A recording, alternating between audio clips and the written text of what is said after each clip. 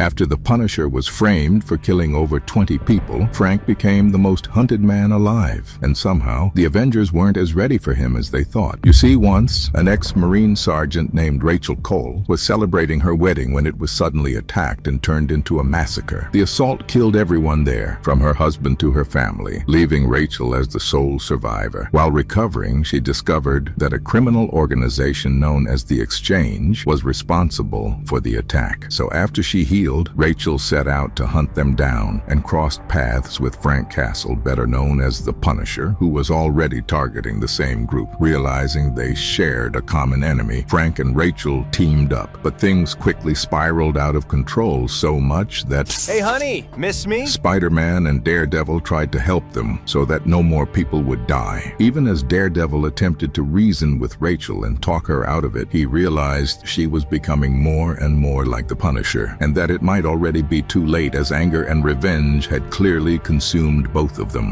And he was right, because Frank and Rachel managed to knock out both Daredevil and Peter, and the Punisher even stole Spider-Man's web shooters, using them during their confrontation with the Exchange, a clash that changed everything. Because one of the Exchange's leaders opened fire, killing several civilians before Rachel was able to shoot and stop him. However, it was already too late. The man had ensured the blame would fall on the Punisher, and Rachel, disoriented by the smoke and chaos, We've got 2 officers unconscious here. They're missing their gear. accidentally shot an innocent detective and killed him. I killed him. I killed a cop. Yes, you did. As time went by, Rachel became so consumed by guilt that she contacted her journalist friend and told her that the Punisher didn't kill the civilians. Realizing her phone was tapped by the police, Rachel deliberately put herself in a position where police snipers could kill her. However, the Punisher tracked her down and knocked out the snipers. Meanwhile, Detective Oscar Clemens, the partner of the officer Rachel had accidentally killed, instructed her to put down the weapon, believing his partner's death had been an accident. But Rachel, still wanting to die, pulled the trigger anyway, only for the gun not to fire because... Castle, you bastard. He removed the firing pin. Why? You bastard, Castle! Why did you make me live? And that's why, with Rachel Cole now labeled as the Punisher's accomplice, accused of helping him allegedly kill dozens of civilians and awaiting execution on death row, one of the largest manhunts in Marvel history begins, as we see Spider-Man and the police trying to track the Punisher down until... You used one of my web shooters to get into that building! You used something I created to kill! Spider-Man calls Frank a lunatic who needs to be locked up, admitting that while he wants to believe Frank didn't kill the civilians, even he is starting to doubt it, and that in the end what matters is that Frank's murderous spree is finally over. You're done! I'm done when I'm dead, kid. Spider-Man tells Frank that he hates him, calling him a loser, and saying that Frank isn't the only person who has lost loved ones, and that using that pain as an excuse to keep killing is wrong. Frank, however, calmly tells him that he doesn't want to hurt Peter, but... That's sweet. That really is, Frankie. But it'll take more than you've got. Spider-Man tells Frank that he's faster and stronger than him and that he knows when to quit. As he continues beating him, he warns that the police are on their way and that they'll lock him up for life. But that's when the Punisher throws a grenade, and as Spider-Man tries to recover, Frank begins beating him, telling him that he left him no choice. As Spider-Man struggles to get back up, he looks at his arm and realizes that once again Frank has stolen one of his web shooters. With no time to waste, Spider-Man heads to Avengers Tower, where he finds the Avengers and Wolverine waiting. When Spider-Man explains what the Punisher has done and insists that it's time they finally bring him to justice, no one really listens. Tony immediately starts to leave, with Thor and Black Widow telling Spider-Man they have more important matters to attend to. But Spider-Man argues that the police can't handle the Punisher anymore and that they need to stop him. He explains that even if the Punisher didn't kill the civilians, he's still killing criminals, and that has to end. Tony, however, simply responds, "This is Bush League stuff. Is the Punisher a very bad man? Sure. Does that make him our problem? Absolutely not." Captain America interrupts Tony and agrees with Spider-Man, telling the the others that every single life matters and that the Avengers should defend everyone. Tony asks whether they really want the Avengers going after one man with no powers, and Captain America admits that it would be overkill. So instead, they decide to send Black Widow to bring him in. As they leave, however, Captain notices Wolverine, and it becomes clear that Wolverine may agree with the Punisher's way of dealing with criminals, as he doesn't agree with the plan. You believe in the best, Captain. Me? I believe some people deserve to die. We see the Punisher entering the basement of a warehouse, but before he can act, he hears a voice ordering him to hold his fire. Wolverine steps out of the shadows and immediately asks whether Frank killed the civilians. When Frank explains that he didn't, Wolverine warns him that the Avengers are coming after him. Frank listens, then calmly begins to walk away, telling Wolverine that once he leaves, the bombs hidden throughout the building will detonate, erasing any trace that the two of them were ever there together. Black Widow begins her mission and decides to visit Rachel Cole, who is awaiting a death sentence. She dresses in disguise and begins telling Rachel that death awaits her. When Rachel ignores her, Black Widow asks if she really wants to die so badly, but Rachel gives no response. Natasha then begins questioning her about Frank and his whereabouts, explaining that his testimony could save her life. Rachel says she doesn't know, and that even if she did, she would never tell her, because she believes it is her fault that someone died. When Natasha returns to Avengers Tower, she meets Wolverine and immediately tells him that she has been tracking his movements and knows he met with Frank. When Wolverine asks if she's going to tell anyone about it, Black Widow says she won't and resumes her search for Frank. First, she goes to Ukraine and meets with an informant who tells her that Frank has been extremely busy, killing criminals from Eastern Europe to Africa, from drug dealers to gang members. With no information about where he is now, Black Widow once again travels around the world, trying to track his every step. Eventually, after her guides betray her in the Congo, she defeats them, ties them up, but that's when she hears a gunshot and realizes that the Punisher is here and has been watching her. She hides behind a tree and notices that Frank has shot the guides who tried to rob her. She tells him about her friend Rachel and her death sentence, but I don't have friends.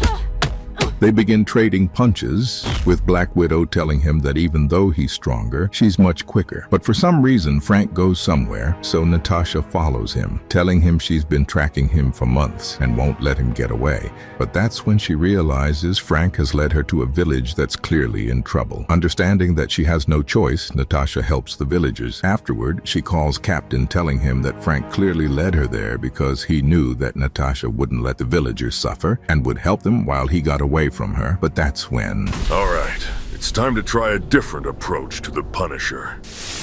I would have words with you. The man who wears the skull, he has been hunting your organization. Where did he strike at you last? 6 eyes and 1 breath. As Thor keeps interrogating the guy further, we see the Punisher aiming at the soldiers with bazooka and... I am no man's bait. Thor begins chasing him, calling the Punisher a fool for even trying to run away. But Frank again leads Thor to the criminals.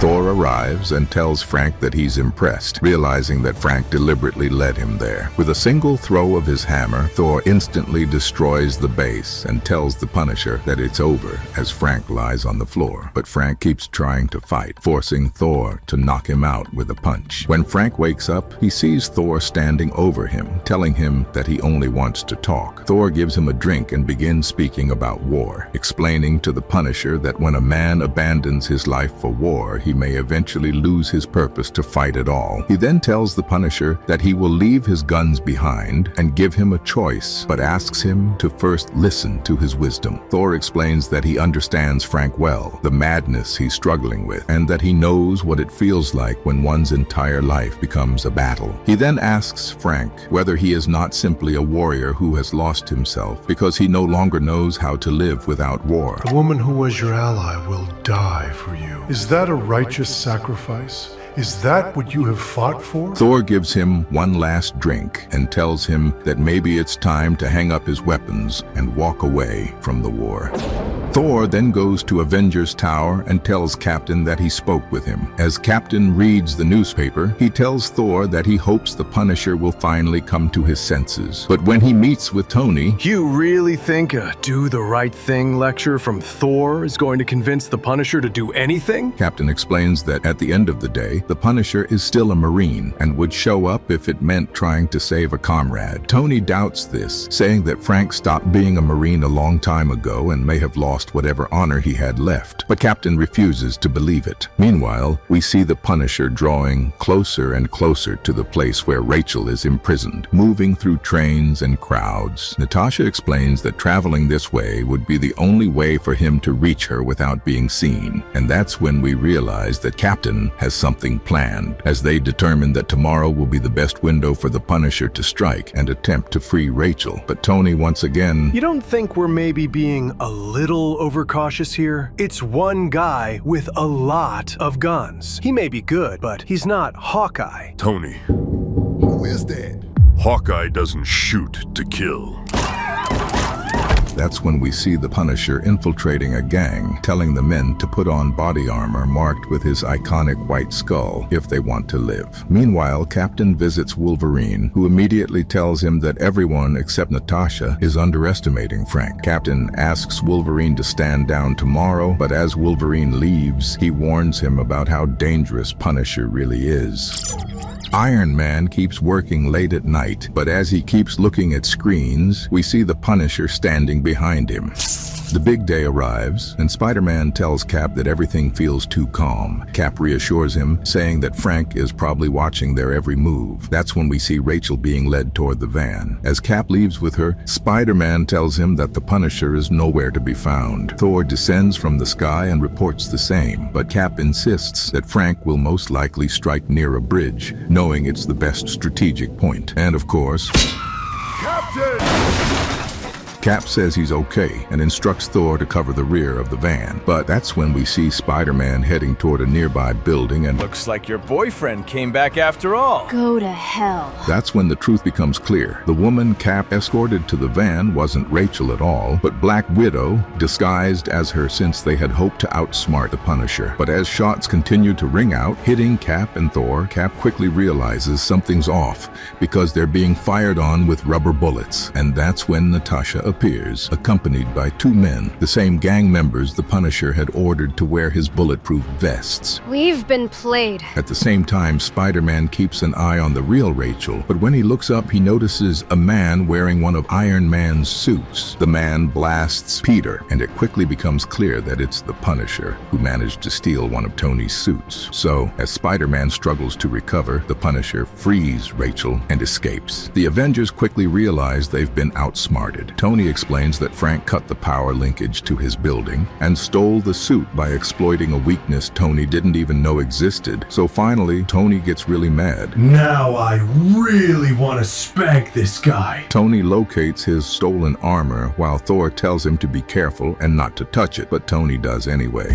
Tony! Stark, are you okay? He bobby-trapped the armor, didn't he? Shut up. I think I hate this guy. Finally!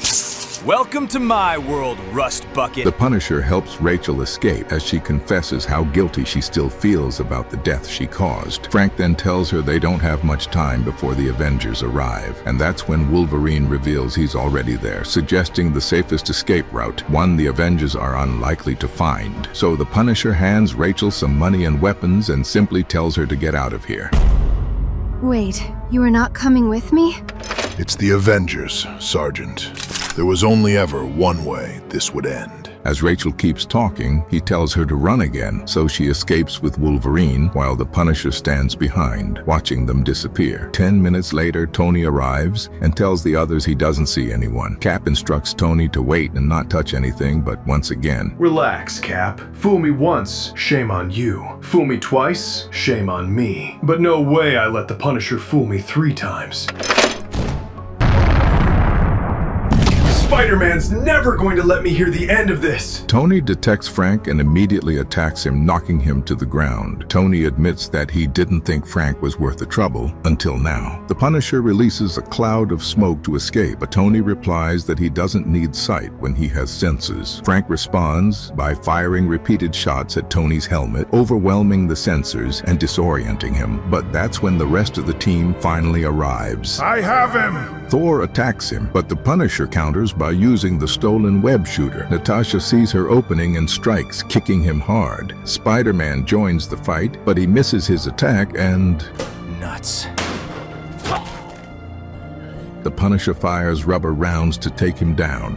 Natasha attacks again, striking him with one of her devices. Tony and Thor follow up, and as Frank finally falls, Natasha delivers a hard kick to his head. The Avengers surround him, telling him it's over, but battered and bleeding, Frank still shouts that it isn't. Then Cap arrives and orders everyone to stand down. He tells Frank it's over. The Punisher, respecting Cap more than anyone else, lowers his head and finally agrees. In the end, we see the Punisher imprisoned in an underwater facility with no possible escape. As the team discusses the battle, they come to a realization. Frank went to extreme lengths to ensure no one was seriously hurt during the fight, only to buy Rachel enough time to escape. As the final panel shows Rachel continuing Frank's work in the city, hunting down and killing criminals.